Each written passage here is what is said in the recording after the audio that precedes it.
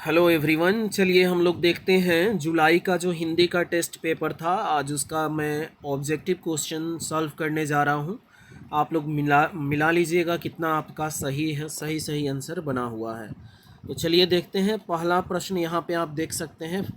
First है, स ध्वनि का उच्चारण स्थान क्या है? तो ये तलाब्य श है, यानी तालु। सी इज़ राइट आंसर है। दूसरा प्रश्न है कि निम्नलिखित में कौन अल्प विराम है? तो यहाँ चिन्ह जो है पहचानना है अल्प विराम का, तो यहाँ पे कमा दिया हुआ है। डी इज़ राइट आंसर है।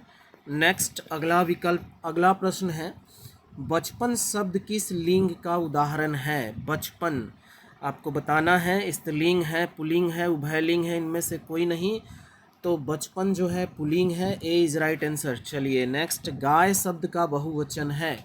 4 ऑप्शन है आपके सामने, तो सी हो जाएगा राइट आंसर, गायें।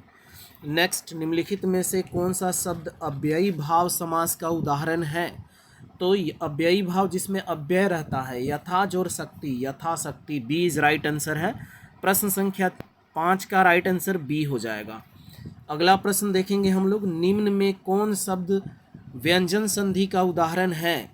तो सत जोर एव, सदैव। सी इज राइट आंसर है। चलिए नेक्स्ट, हे भगवान मेरी रक्षा कीजिए, इस वाक्य में कौन कारक है? तो हे भगवान, हे क्या है? तो हे संबोधन है, तो यहाँ पे हो जाएगा ये संबोधन कारक। चलिए नेक्स्ट, अगला प्रश्न है 8 नंबर प्रश्न है, निम्नलिखित में कौन शुद्ध शब्द है? तो परधीनता, परधीनता, पराधीनता, पराधीनता, इसमें दीर्घई से दिया है। डी इज राइट आंसर है। प्रश्न संख्या 8 का राइट आंसर डी हो जाएगा। नेक्स्ट, निम्नलिखित में कौन शुद्ध वाक्य है? 9 नंबर प्रश्न है। इन दोनों में केवल यही अंतर है। हमारे शिक्षक प्रश्न पूछते हैं, यह कविता अनेक भाव प्रकट करती है, साहित्य और जीवन का घोर संबंध है। तो प्रश्न संख्या 9 का राइट आंसर बी हो जाएगा। हमारे शिक्षक प्रश्न पूछते हैं। चलिए नेक्स्ट, अगला है आधुनिक शब्द का विलोम शब्द है। तो ये तो सब लोग जानते हैं कि आधुनिक का विलोम प्राचीन होता है। चलिए बहुत अच्छा। नेक्स्ट अगले प्रश्न को देखेंगे हम लोग। 11 नंबर प्रश्न है, बिजली का पर्यायवाची शब्द, बिजली। तो बिजली का पर्यायवाची दामिनी हो जाएगा। बी इज राइट आंसर है। नेक्स्ट अगले प्रश्न पे चलेंगे हम लोग। अगला प्रश्न है, खाक छानना मुहावरे का अर्थ है। तो खाक छानने का क्या अर्थ है? भटकना। सो ए इज राइट आंसर है। नेक्स्ट अगला प्रश्न है, जो मापा न जा सके वाक्य खंड के लिए एक शब्द है, तो उसे अपरिमेय कहते हैं। सी इज राइट आंसर है। नेक्स्ट, संतोष शब्द में कौन उपसर्ग है? तो सम जोर तोष, यानी संतोष, सम। यहाँ पे जो है उपसर्ग सम है, तो ए इज राइट आंसर है। नेक्स्ट अगला है, मिलाप शब्द में कौन प्रत्यय है? मिलाप, इसमें आप प्रत्यय है। सी इज राइट आंसर है। नेक्स्ट 16 नंबर प्रश्न है, बालकृष्ण भट्ट ने भारतेंदु हरिश्चंद्र की प्रेरणा से किस मासिक पत्र को निकालना प्रारंभ किया? तो इसका राइट आंसर हो जाएगा डी, हिंदी प्रदीप। नेक्स्ट अगला प्रश्न है कि उसने कहा था शीर्षक कहानी कब प्रकाशित हुई? इसका राइट आंसर 1915 हो जाएगा। सी इज राइट आंसर है। चलिए नेक्स्ट, उर्वशी किसकी रचना है? तो ये हम सब जानते हैं कि उर्वशी जो है रामधारी सिंह दिनकर की रचना है। ए इज राइट आंसर है प्रश्न संख्या 18 का। नेक्स्ट, किसने कहा था अभी न जाने कितने मिलों इस देश की जनता को जाना है? तो ये चाचा नेहरू बोले थे, पंडित जवाहरलाल नेहरू। सी इज राइट आंसर है। नेक्स्ट अगला प्रश्न जो है हम लोग देखेंगे, जयप्रकाश नारायण को किसका दलाल कहा गया? तो अमेरिका का दलाल कहा गया। डी इज राइट आंसर है। जयप्रकाश नारायण के अनुसार ब्रेन ऑफ बॉम्बे किसे कहा जाता था?